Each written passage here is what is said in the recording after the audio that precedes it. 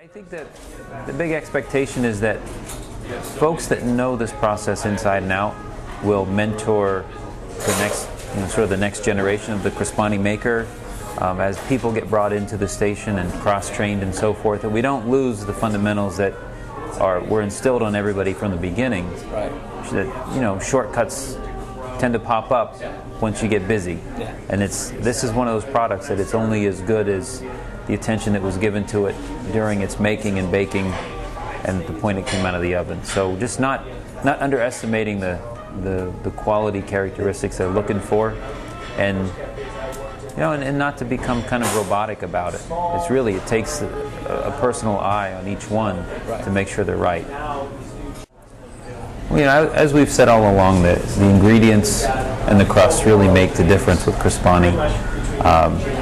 I find that the crust will continue to be the backbone of the program, and I think we've really hit our stride with it. The FDFs are making it on bigger and bigger batches, which is a good thing. The more they make, the better it gets.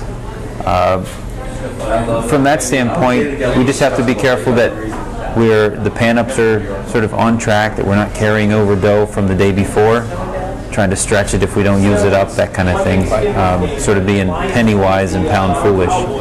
As far as the toppings go, we started off with some great categories, and for the last year I've been working on ways to improve those same categories and introduce new things. So you'll start to see the version 2 Crispanis, as we call them, like the barbecue chicken. They're a little bit heartier. Maybe there's some more flavor punch built into the design of it, because based on feedback that we've gotten so far, is people are looking for sometimes just a little bit more. Like an example would be the 3 cheese. If it's not made right, if it's made a little skimpy, it comes out looking that way. And you hate to make excuses for something. So we're just, as we continue to move forward, we take the feedback from our guests and our associates. I listen really closely to it, and also we keep an ear to the ground as far as trends. Again, I go back to the barbecue chicken Crispani. It's not a traditional pizza flavor, but it's doing really well. So you can't argue with success, and that's just the trend that we're heading in. Some new, interesting things that we kind of work in 2 camps. There's the traditional pizza category stuff, sausage, pepperoni, that sort of thing, and then there's this whole world flavors like barbecue. We're testing a Thai chicken coming up pretty soon. It's really off the beaten path as far as pizza, but the flavors work really well together. So there's sort of an Asian flair, and there are some of our customers that really gravitate towards something different. So we want to continue to provide the basics as well as something new and interesting, almost on an every celebration basis, to keep the category really fresh. Making some assumptions that the dough temperature is right, and that it's covered properly, not getting dried out. I still see I'm constantly seeing associates that when they remove the dough from the tray, it gets misshapen, so it's maybe stuck to the dough ball next to it, and it tends to pull a little bit. And if you think about it, if you're trying to form an even oval, but you start off with something that's sort of twisted and out of shape to begin with, you're going to chase it for a long time and never get there. So the more of an even oval, kind of a football shape you can get it off the tray with the plastic scraper, you're going to save so much more time later on. So don't shortchange that initial step of removing it from the tray. Another one is, after the Crispani dough's been rolled out, there's part of the procedure is folding it in half and then folding it in half again to transfer it. Because when you pick up the Crispani dough flat, it tends to pull. And again, if you did achieve a nice even oval, by the time you pick it up with your fingers and stretch it and lay it back down on the peel, it's already kind of out of whack. And then the other opportunity is when you fold it in half, you expose the underside, and that's a visual cue that, hey, is there too much flour stuck to this thing? And if there is, you got to take the time right then and there to dust it off so that it's not getting loaded in the oven with a heavy flour coating on the bottom. It's really important to make sure that the crust is fully established and the edges They may even have little scorched bubbles, if you would, but they should look really appetizing. You know, it's rustic. Just pale brown isn't enough. It needs to go just that extra 30 seconds sometimes to get it nice and golden brown.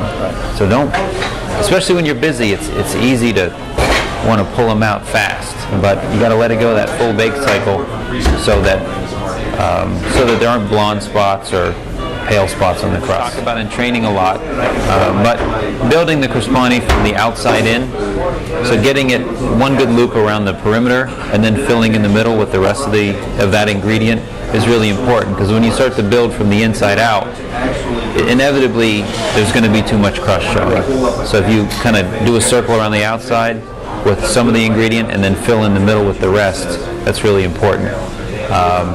Because of the size of a piece of Crispani, you want to make sure those ingredients really get right out to that 1/4 inch, and a 1/4 inch isn't very far from the edge. So when I see a 1/2 inch, 3/4 inch in, it makes the whole thing look skimpy, when really you have enough ingredients on it, they just need to be pushed out to the edge. Right. I think it's happening right now, and we're in a real crucial time with we're doing the heavy promotions, a lot of coupon drops have been executed, and there's a lot of coupons coming in the door, which inherently makes that station that much busier. Crispani is one of those things that you don't get good at it until you do it a lot. So maybe in the first couple weeks, the first time you did 50 in a night, it felt like World War III. Now you do 50 a night, it feels like nothing. It's important to just sort of, keep your awareness up and don't fall into any bad habits, because there's new thresholds coming. Is it going to be 75 in a night? Is it going to be 100 in a night? And the entire staff should be pushing to exceed what they've done, say, the weekend before. If Friday night's your big night and you were able to do 100, what's it going to take to do 110? And push, push, push. And that internal momentum is what's going to give it its true success. Right. This whole program is sampling. If no one's ever tried it, until they get that first taste, they're not going to know how good it truly is. And the best place to sample in the evening is right there by the register before they've made their dinner decision. So if you can get a taste of it in somebody's mouth, I mean, so often that translates into a sale, and that can't be underestimated. Displays are great, the photography is great, all the support material is awesome, but until somebody tastes it, they really don't know how good it is. Bingo. Perfect.